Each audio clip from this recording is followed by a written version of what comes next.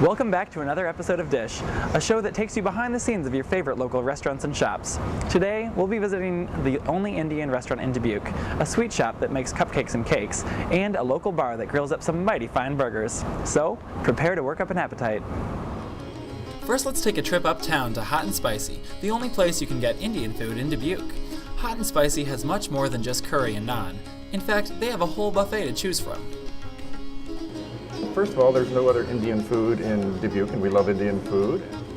The first time when I came to Dubuque, I didn't see any Indian restaurant. So I decided to open an Indian restaurant. So I tried to bring in Indian spices to this town, that the people could try Indian spice. But with so much good food to choose from, is there even a favorite dish? You know what, I don't even know if I can pronounce that for foods, let alone, so no, I don't have a favorite. It's a wonderful smorgasbord, and I just kind of enjoy sampling a little bit of everything. But if you ask Abdul, he'll tell you. Chicken biryani and chicken 65. Chicken 65 got a 65 different kind of spice, and chicken biryani has an Italian and a Spanish saffron. And the rice and the chicken have been cooked at the same time. It has a fresh mint, fresh cilantro, yogurt, homemade yogurt, different spices. They love my food. Every day I got new customers. First timer like me, they love it. They say it's really good. It's not hot, but it's got a good flavor.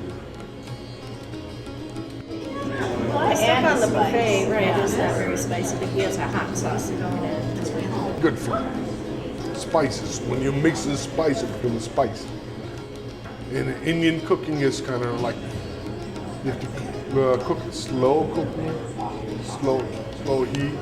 low heat. That's why you get a more flavor inside. Most of the spices that you gotta do, you gotta roast it to get a more flavor. It is good, but I never know if it's hot or not. But when it comes to the words hot and spicy, it doesn't necessarily mean what you think. Some people get confused, like hot and spicy. Spicy means it's flavor with a different kind of spice. It's not supposed to be hot. Hot is a different word. Like hot means we're just going to burn your mouth. You know what I'm saying? Like hot. The spicy got a good flavor. What makes Hot and Spicy most memorable is the laid-back atmosphere and the pleasant staff. Very casual, very friendly. The proprietor is a very nice, amiable gentleman and a lot of fun, so we just really like it here. It's a nice ambiance, good food. What more can you ask for a restaurant?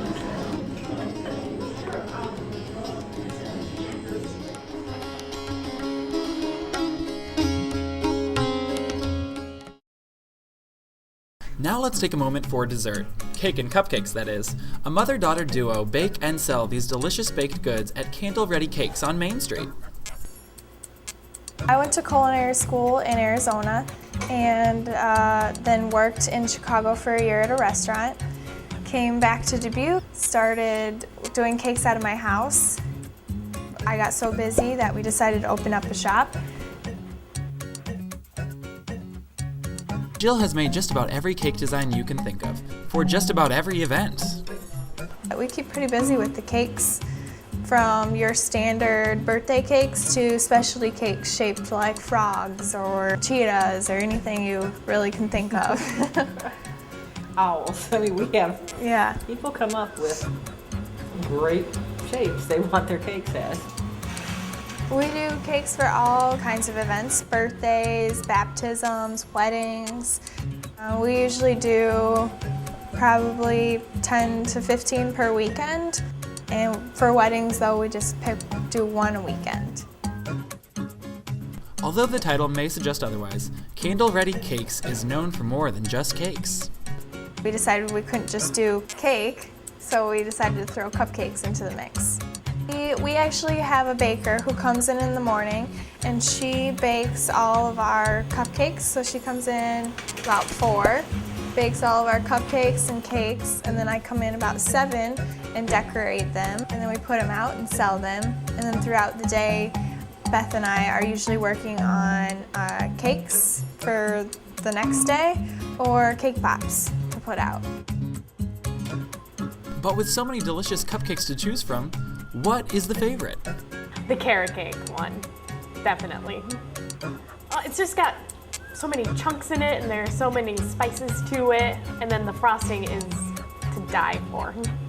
I would say our red velvet and carrot are more of the classic favorite, but then Butterfinger, Snickers, the candy flavors are huge. But even fruit, like raspberry, chocolate raspberry, always is a good seller. We have people coming in and they'll say they are very picky, and especially about the red velvet, and they'll say they can't believe how good it is. They say, oh, it's just like my mother's or my grandmother's. And customers love the shop's calming colors and open atmosphere. People really like the shop because it's light and airy. We get a lot of compliments on how upscale it is. I just love this cute little atmosphere that they have. Like, it's just so nice and clean. It seems like a place that you can just come and talk to people while having a cupcake. We have a lot of repeat customer business, which is, to me, this tail sign of how good your product is.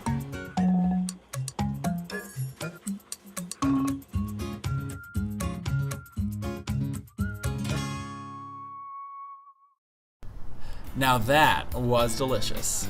But where can you get a good burger in town? Well, Paul's Tavern is our final stop, and their burgers are sure to make your mouth water. Their burgers are just awesome.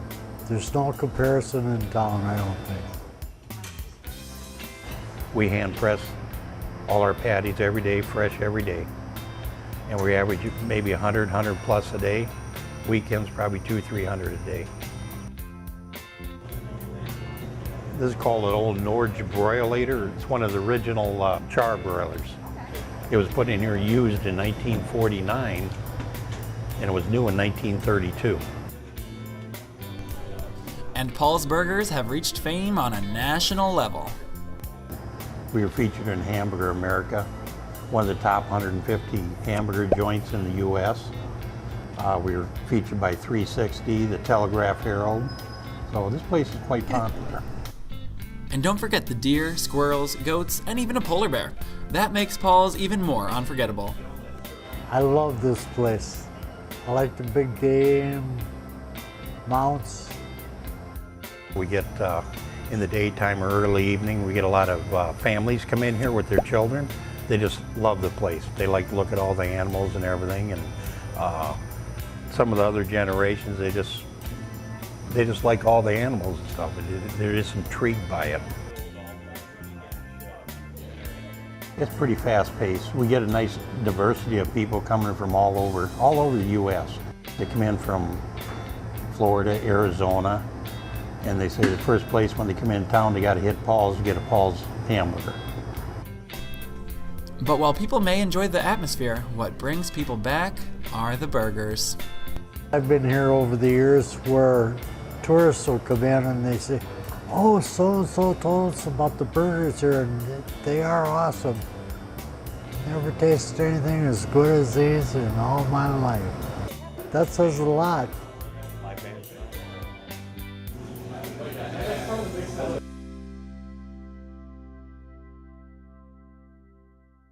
Well, we've shown you a burger joint, a sweet shop, and an Indian restaurant. That about wraps it up for this episode of Dish. I hope you're hungry, because I know I am. See you next time on Dish.